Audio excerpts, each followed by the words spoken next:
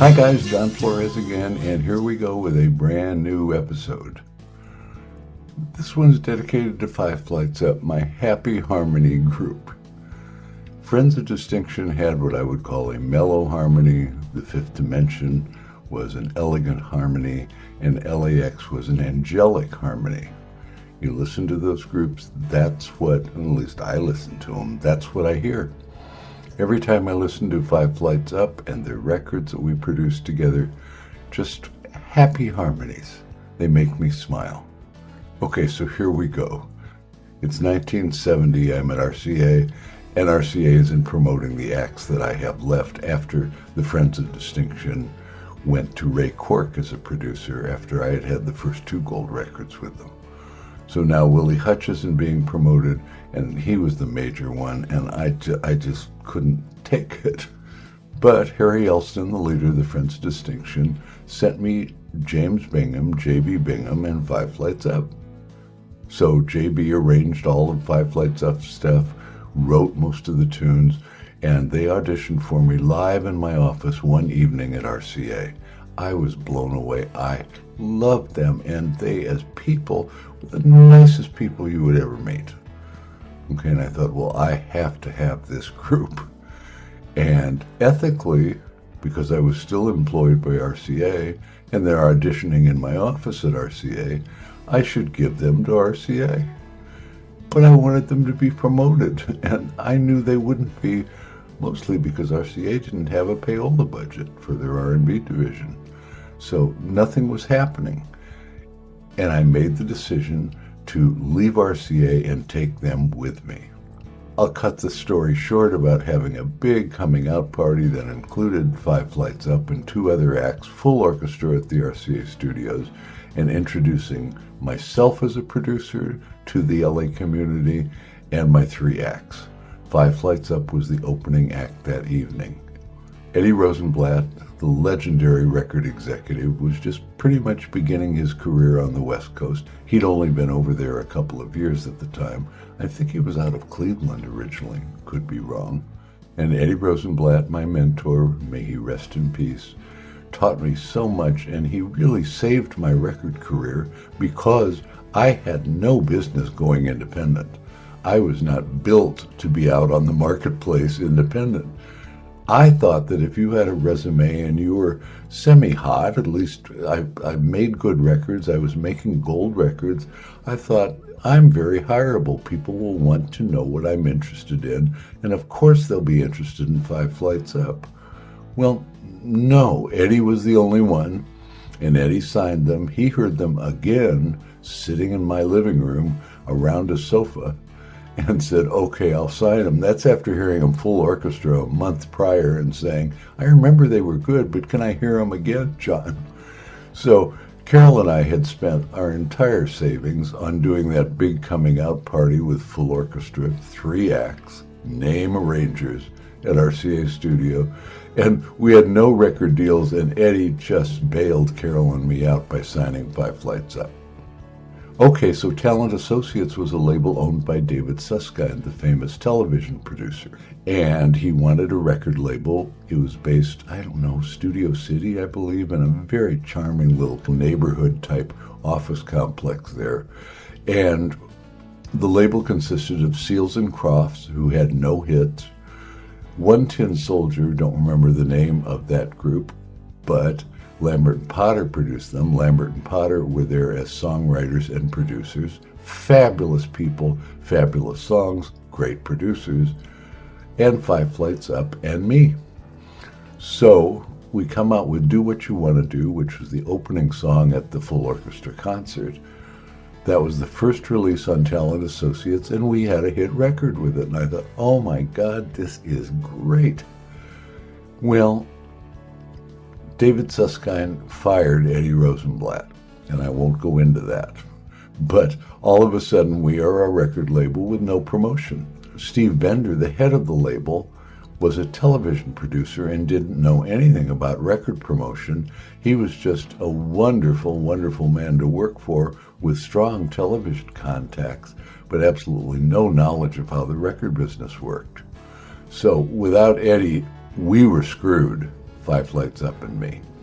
That was the end of it all for us. I had produced a full album on them. We had 3 different arrangers on our album.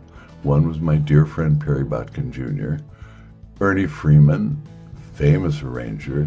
He arranged Do What You Want to Do and the B-side Black Cat. And a newcomer, my friend from Phoenix, Steve Foreman, who has now become legendary, and not only was he great with film scoring and other stuff, but if I'm correct, he's still teaching at Oxford University in London. He is just, legendary now, and he was unknown then. He arranged like Monday Follows Sunday and Last Step, Don't Take the Last Step in My Life, both of which were Lambert and Potter tunes. Johnny Guthrie, my lifelong friend, the drummer in my high school band, and he went on to be a very well-known road drummer. He played on 3 or 4 of the cuts and was just sensational. Nobody else could have done that. Jim Gordon, the very, very famous at the time rock studio drummer, but he could also do Henry Mancini dates. He could do anything. He co-wrote Layla with Eric Clapton, played on the Eric Clapton records, Joe Cocker, Mad Dogs and Englishmen. He could play the whole gamut of everything, and he was brilliant. He played on a couple of the cuts. Ron Tutt, Elvis's drummer, played on Do What You Want to Do and Black Cat, and Johnny Guthrie, my lifelong friend, played on others. Okay, the sad news is several years ago, some of my tracks were wiped accidentally, and that includes traveling to Ireland, doing A Wonderful Singer there, a couple of unreleased Helen Reddy tracks that I produced, a whole bunch of things that I had done were gone, and I'm sorry I don't have the tracks on those.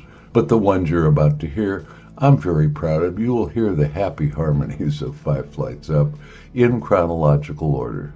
So Talent Associates very shortly thereafter went out of business. The group did not have a deal. I ended up signing JB to Warner Brothers Records a couple of years later, and now for a postscript. I think I've mentioned this before, but had I signed Five Flights Up to RCA when I was there and auditioning them late night in my office, had I signed them to RCA and stayed there as a staff producer, I believe that they would have had a 2 or 3 or more album deal with RCA. I think they would have endured for a few years at the label, even if not promoted, because the Friends of Distinction weren't having hits, and they did a whole bunch of albums for RCA with no more hits. So I really believe Five Flights Up would have had tenure at RCA had I stayed there. The problem is that a staff producer's royalty rate at RCA was 0.8%, the lowest in the industry by far. My 2 gold records with the Friends of Distinction as a staff producer, my royalties totaled $19,000. Okay, and RCA also had an income cap for producers, so your salary and your royalties could not exceed $51,000, and anything above that they would roll forward into the next year.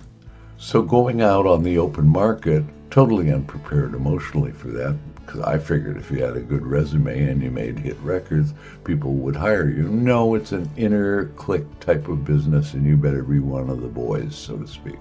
So as an independent, just between my Rock the Boat royalties and my Johnny Mathis, no hits on that album, that was a cover album, just between those 2 projects, I made over $1 million.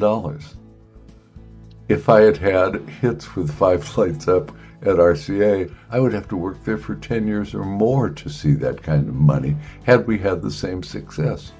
It was an appalling way to treat your producers. But it was my family. I loved the crew at RCA. I loved my mentors, Rick Gerard, also rest in peace, fabulous producer, Joe Reisman, Jack Please, Ernie Altshuler. Wonderful, wonderful people. They treated me well. It's the corporation that had the rules where you couldn't make any money as a staff producer. So I went out and I had a few hits, and I made a lot of money by my standards, not by some of the other producers who were my friends who were retired a few years later. They became filthy rich. Oh my God. And am I envious? Yeah, but so be it. So bottom line on Five Flights Up, had I stayed at RCA and signed them there, they would have had multiple albums released and a longer career. With Talent Associates, the label folded after Eddie Rosenblatt was fired, well, I'd say within a year or so, gone, and their entire album sits on the shelf unreleased. We released 3 singles, Do What You Want to Do, After the Feeling Is Gone, and Like Monday Follows Sunday, and then we were no more. And then Talent Associates was no more, and I lost my group, 5 Flights Up, the Happy Harmony group. Okay, here are their cuts that we did together, minus the 3 or 4 that got wiped out accidentally a few years ago. Here they are in chronological order, and I hope you enjoy them. You know, as always, you guys take care. Thanks for watching. I appreciate you. Bye-bye.